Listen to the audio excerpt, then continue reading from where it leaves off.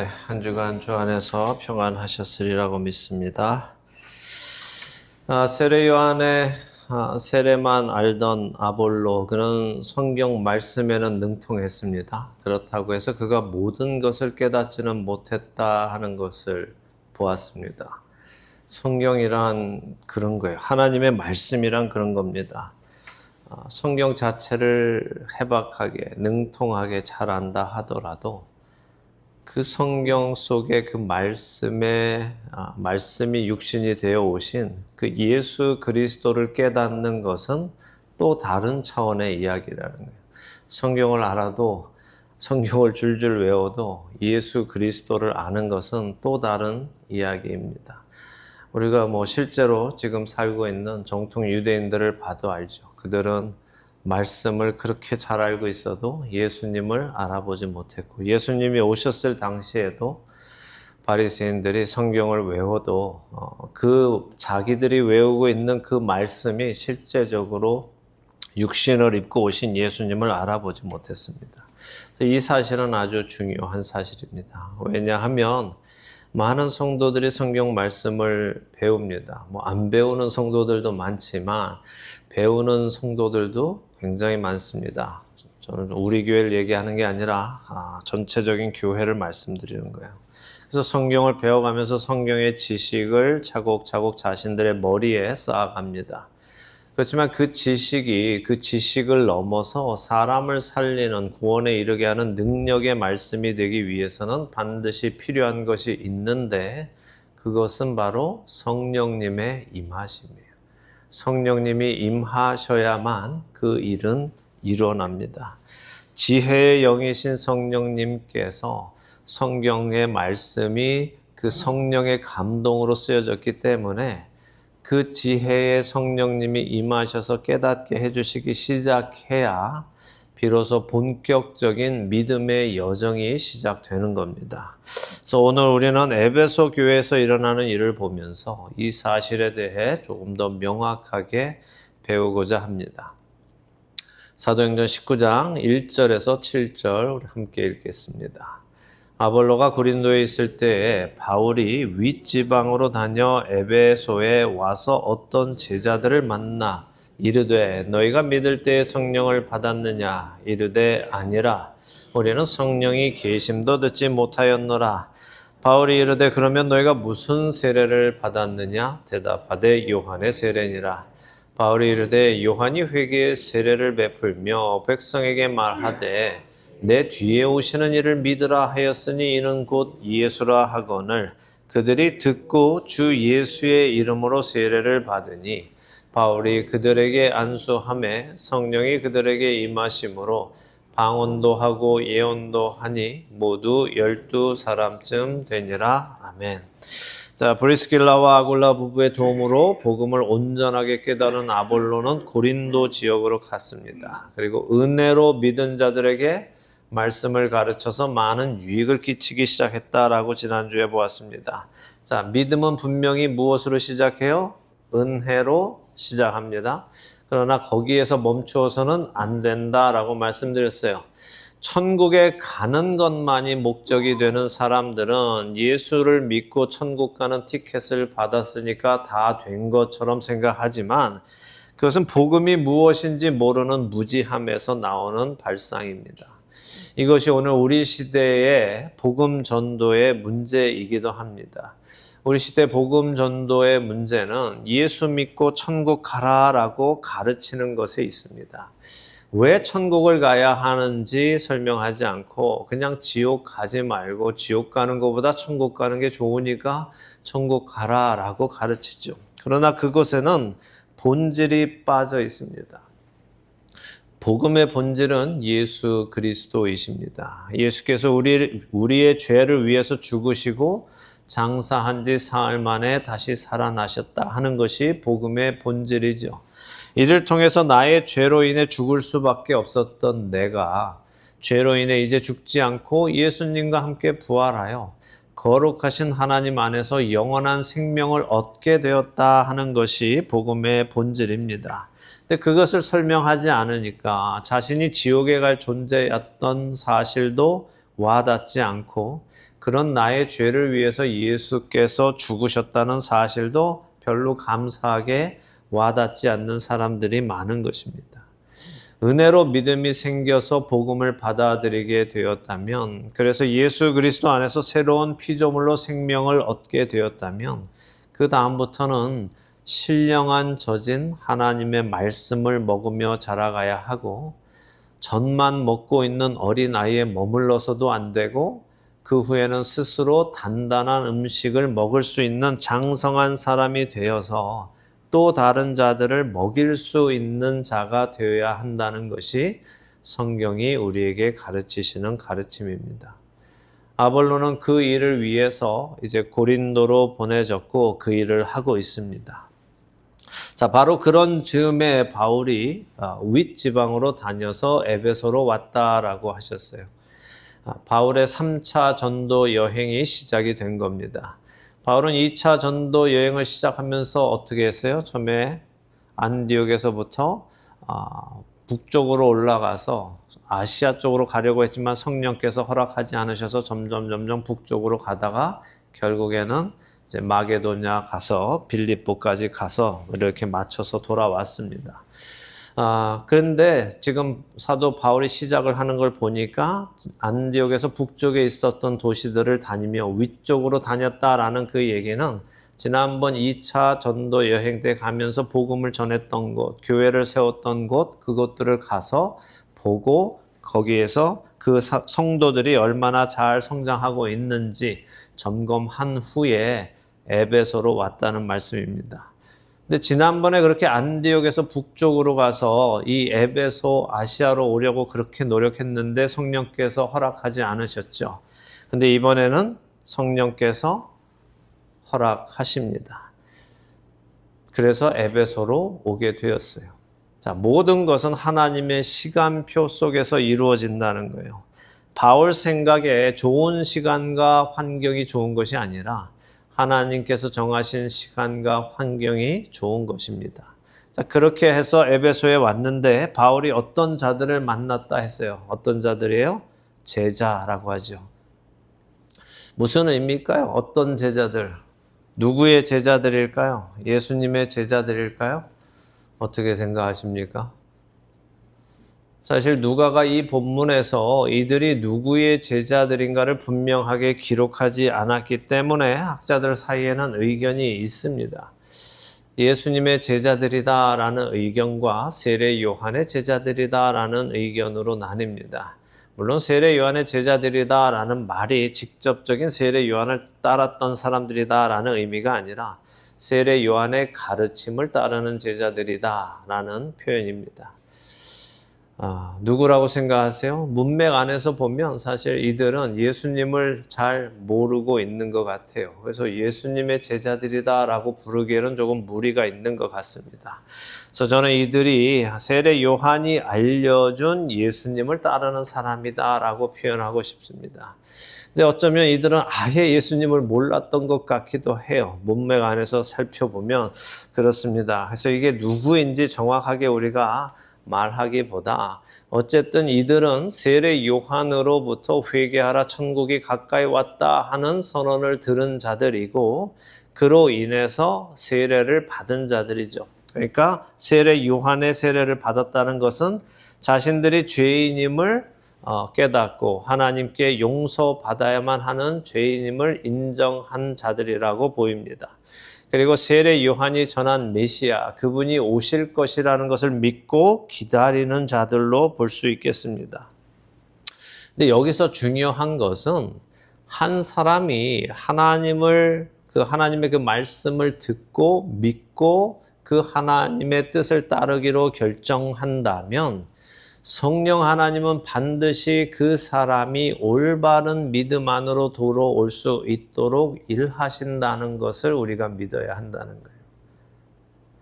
예수님을 알고자 하는 사람에게 예수님을 알게 해주시는 은혜가 반드시 있다는 것입니다. 그렇다면 반대로 왜 많은 사람들이 이단에 빠져 있고 많은 사람들이 주님을 잘 모르는 상태에 머물러 있을까요? 동일한 이유입니다. 예수님을 알고자 하는 마음이 없기 때문에 그래요. 하나님은 예수님을 알고자 하는 사람에게는 반드시 성령 하나님을 통하여 일을 하셔서 그 사람이 예수님을 알 수 있도록 해주시는 분이에요. 여기에는 거부가 없습니다. 하나님은 반드시 그 일을 하십니다. 주님을 알고자 하는 자에게 주님은 반드시 역사하십니다. 그것이 바로 하나님이 원하시는 것이기 때문에 그래요. 디모데전서 2장 4절은 하나님은 모든 사람이 구원을 받으며 진리를 아는 데에 이르기를 원하시느니라 라고 하세요. 모든 사람이 구원을 받고 진리를 아는 데에 이르기 원하시는 분이시기 때문에 그분을 알고자 하는 마음이 있는 사람에게 그분은 반드시 역사하십니다. 나를 간절히 찾는 자는 나를 만날 것이라고 하셨고 의에 줄이고 목마른 자가 배 부를 것이다 라고 하셨어요. 그러니까 주님을 알기를 원하는 갈증이 있는 자들은 반드시 만나 주신다는 것을 믿으시고 주님을 찾으시고 구하셔서 주님을 더 알아가시는 은혜가 여러분에게 있으시기를 축원합니다. 바울이 이 제자들을 만났어요. 그리고 그들에게 물어봅니다. 너희가 믿을 때에 성령을 받았느냐 하고 물어보죠. 자, 이 말을 풀어보면 뭐예요? 너희가 이 도, 곧 예수님이 메시아라는 것을 믿을 때에 성령을 받았느냐라고 묻는 거예요. 그럼 바울은 왜 이 사람들에게 이 질문을 했을까요? 너희가 믿을 때에 성령을 받았느냐라고 왜 물어봤겠습니까? 바울이 볼 때 성령을 안 받은 것 같으니까 물어보는 거죠. 믿기는 믿는데 성령을 안 받은 것 같아요. 바울이 볼 때 그들에게 성령님이 내주하고 계신다는 증거가 나타나지 않았기 때문일 겁니다. 이것은 이 제자들이 예수님에 대해 전에 들었고 예수 그리스도에 대한 지식이 있고 예수님을 믿는다 하더라도 아직 그들은 온전한 성도가 아닐 수 있다는 것을 또 보여주죠. 왜냐하면 그들 안에 아직 성령님이 계시지 않기 때문에 그래요. 여러분은 어떻게 생각하십니까? 예수님은 믿지만 성령님은 내주하지 않을 수 있다고 생각하십니까? 참된 성도에게 그 일이 있을 수 있다고 생각하세요? 물론 성령의 내주하심과 성령의 충만함은 다릅니다. 성령의 충만함을 성령의 내주함으로 오해하시면 안 돼요. 성령을 받았지만 성령 충만함을 사는 것은 또 다른 이야기입니다. 그러나 예수님을 믿는다면 성령님이 내주하시는 것은 반드시 일어나야 하는 일입니다. 왜 그래요? 로마서 8장 9절은 누구든지 그리스도의 영이 없으면 그리스도의 사람이 아니라 라고 분명히 말씀하시기 때문에 그렇습니다. 이 바울의 질문에 에베소 제자들은 성령을 받기는커녕 성령이 계시다는 말도 못 들어봤습니다 라고 답을 합니다. 바울은 그들에게 묻습니다. 그럼 어떤 세례를 받아서 너희는 예수님의 제자가 된 것이냐 혹은 예수님을 따르기 시작한 것이냐 라고 묻는 것이죠. 그때 그들은 요한의 세례입니다 라고 답을 했어요. 참 희한하지 않습니까? 이들은 분명 요한의 세례를 받았는데도 성령이 계시다는 것은 듣지도 못했다라고 말하고 있으니까 그렇습니다. 그러니 이들은 예수님에 대한 이야기만 들었고 그분이 메시아이시다, 구원주이시다라는 사실은 믿었지만 다시 말해 예수님에 대해 알고는 있었지만 예수님을 아는 것은 아니라는 거예요. 예수님에 대해서는 알지만 예수님을 아는 것은 아닌 겁니다. 이 포인트를 우리가 잘 이해해야 돼요. 예수님이 메시아이시라는 것, 그분이 하나님의 어린 양으로 오셨다는 것, 그것을 믿기에 요한의 세례, 곧 회개의 세례를 받기는 했지만 성령 세례, 다시 말해 그 그리스도의 영, 하나님의 영이 믿는 자 안에 들어오셔서 이제 그 사람의 삶을 인도해 가시는 주님과 하나가 되는 삶은 살고 있지 않다는 거예요. 이게 중요한 것입니다. 예수님에 대해 아는 것과 예수님을 아는 것은 전혀 다른 차원의 이야기입니다. 마지막 날에 입으로 주여 주여 하다가 예수님으로부터 내가 너희를 도무지 알지 못한다라는 말을 들은 자들은 예수님에 대해서 알고 있었어요. 그분의 이름으로 모든 사역을 했고 그분의 이름으로 귀신을 쫓아내고 그분의 이름으로 많은 기적과 이적을 행했고 그분의 이름으로 가르쳤습니다. 그들은 예수님에 대해 많은 정보를 가지고 있었지만 예수님이 나의 예수님, 내가 예수님 안에, 예수님이 내 안에 계시는 그 일은 없었던 거예요. 바울은 그들에게 요한이 분명히 내 뒤에 오시는 이가 계신데 너희는 그분을 믿어야 한다고 가르치지 않았느냐? 그분이 성령과 불로 세례를 주신다고 하시지 않았느냐? 그분이 바로 예수님이시다 하고 설명을 했습니다. 자, 바울의 설명을 들어보면 이때까지 이들이 세례 요한이 말씀하신 분이 예수님인 줄조차도 모르고 있었던 것처럼 보이기도 합니다. 세례 요한이 분명히 내 뒤에 오시는 이가 계시는데 그분이 메시아다 그리스도이시다라고 한 것까지만 알고 있는 것처럼 보여요. 그리고 그런 그들에게 바울이 요한이 말한 그 메시아가 바로 나사렛 예수이시다라고 설명을 해 주었고 그들이 듣고 비로소 주 예수의 이름으로 세례를 받았다라고 설명하시죠. 주, 그러니까 너희가 들어왔던 그 메시아 그리스도가 바로 예수님이시다 하고 전해 주었더니 그들이 비로소 그 예수님을 자신들의 주님으로 받아들였고 그래서 그의 이름으로 세례를 받았다고 하시는 것입니다. 그러자 성령이 그들에게 임하셨습니다. 그리고 성령이 임하신 증거가 나타났습니다. 여러분은 어떠십니까? 여러분이 예수님을 믿으실 때 성령을 받으셨습니까? 여러분은 자신이 성령을 받은 사람인지 아니면 세례 요한의 세례만 받은 사람인지 구분하실 수 있으십니까? 어떠세요? 어떻게 그것을 우리는 구분할 수 있습니까? 방언을 하고 예언을 하면 되는 것입니까? 여기 지금 성령님이 임하시니까 그들이 방언을 하고 예언을 했어요. 그럼 성령님이 임하시면 방언을 하고 예언을 해야만 하는 것입니까? 그럼 성령 받은 사람은 그리 많지 않을 수 있는 거죠. 아마 오순절 교단 사람들만 성령을 받은 것처럼 보일 수도 있습니다. 저는 방언을 하지 못합니다. 그리고 제가 존경하는 목사님들, 존 메가도 목사님, 존 파이퍼 목사님, 폴 와셔 목사님, 로이드 존스 목사님, 이런 목사님들 다 방언을 못하세요. 그럼 그분들은 성령을 받지 못한 분들입니까? 예수님을 믿기를 하는데 성령을 받지 못한 성도가 아니십니까? 여기 제자들이 방언도 하고 예언을 한 것은 그들에게 그날 성령님이 임하신 증거로 나타나는 것이지 성령이 임하시면 항상 방언과 예언을 한다는 것은 아니에요. 대신 우리는 예수님의 말씀을 통해 내가 성령을 받은 사람인지 아닌지 분별할 수 있습니다. 그래서 요한복음 몇 장을 여러분과 보면서 여러분이 정말 성령을 받은 사람인지 아닌지 우리가 한번 확인해 보기를 원합니다. 요한복음 펴시고 14장부터 보겠습니다. 요한복음 14장 26절 보겠습니다. 요한복음 14장 26절 함께 읽죠. 보혜사 곧 아버지께서 내 이름으로 보내실 성령 그가 너희에게 모든 것을 가르치고 내가 너희에게 말한 모든 것을 생각나게 하리라. 아멘. 자, 성령님이 오시면 어떤 일을 하신다고요? 예수님의 말씀이 깨달아지고 이해가 되기 시작하는 것은 누구의 능력이에요?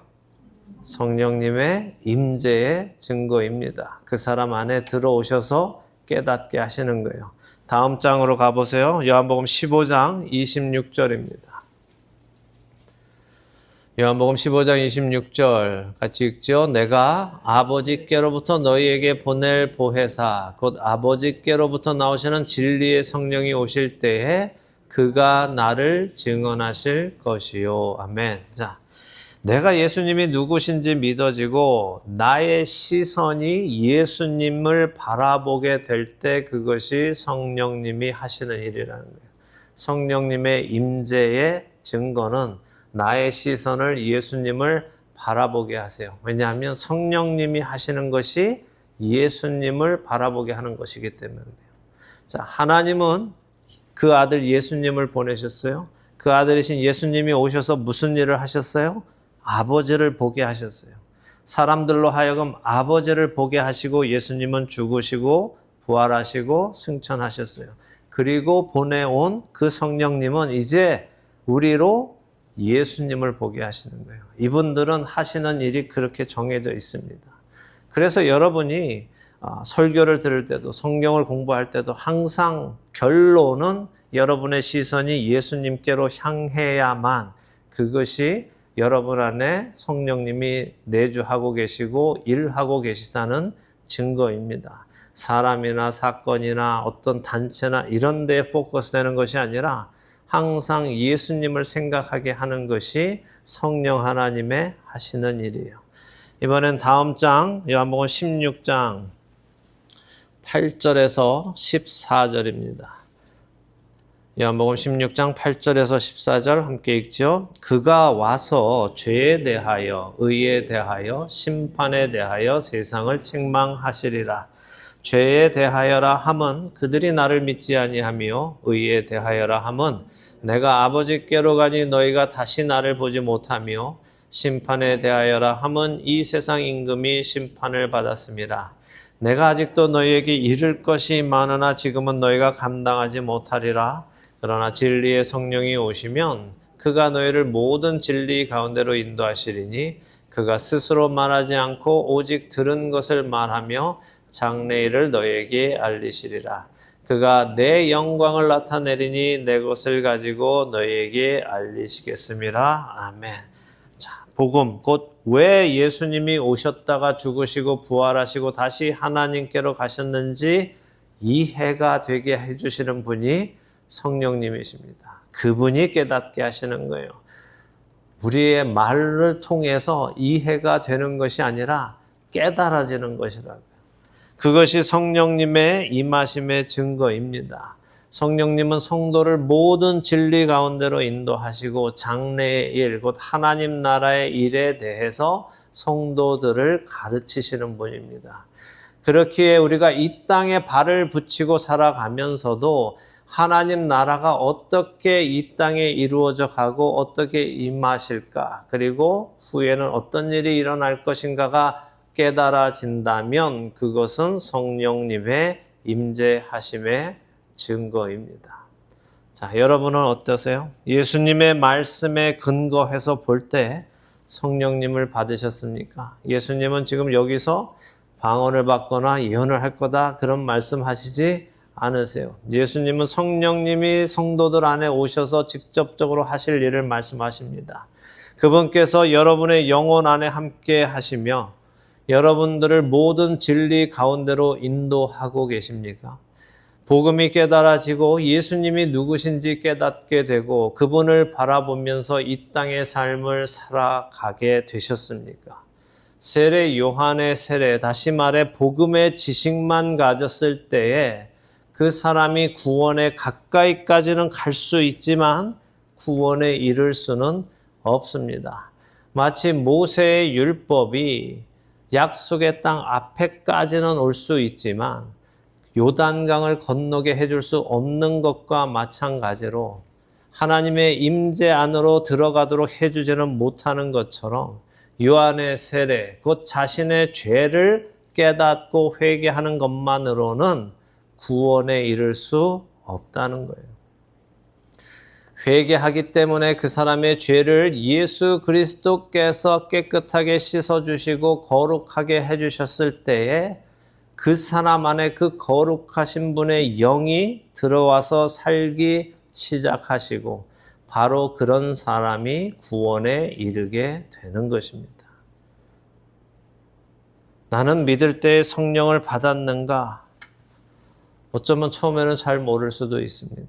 그러나 그 성령님이 내 안에 계시다면 그분이 그렇게 숨 죽이고 살아가시지는 않으세요. 그분은 반드시 자신의 존재를 우리의 삶 속에 드러내시고 그분이 내 안에 살아계시다는 것을 열매로 맺게 하시며 알게 하실 겁니다. 성령의 임재는 기분이 좋아지거나 무엇에 홀린 것 같거나 특이한 영적인 일들이 일어나는 것으로 판단하는 것이 아닙니다. 성경의 말씀, 성경을 직접 쓰신 그분의 말씀을 기준으로 판단해야 하는 것이지, 내 기분이 오늘 좋으면 성령에 충만한 것 같고 밋밋하면은 성령이 안 계신 것 같고 하는 것이 아니라, 하나님의 말씀, 성령 그분께서 직접 쓰신 그 말씀으로 우리는 기준을 잡고 판단해야 합니다. 성경을 읽어 나갈 때 내가 예수님을 더욱 깊이 알아가게 되는가 점검하시고, 그것을 통해 분별하시고, 요한의 세례에 머무는 여러분이 아니라 성령 세례 안으로 들어가서 주님과 하나가 되는 은혜가 우리 모두에게 있기를 예수 그리스도의 이름으로 축원합니다.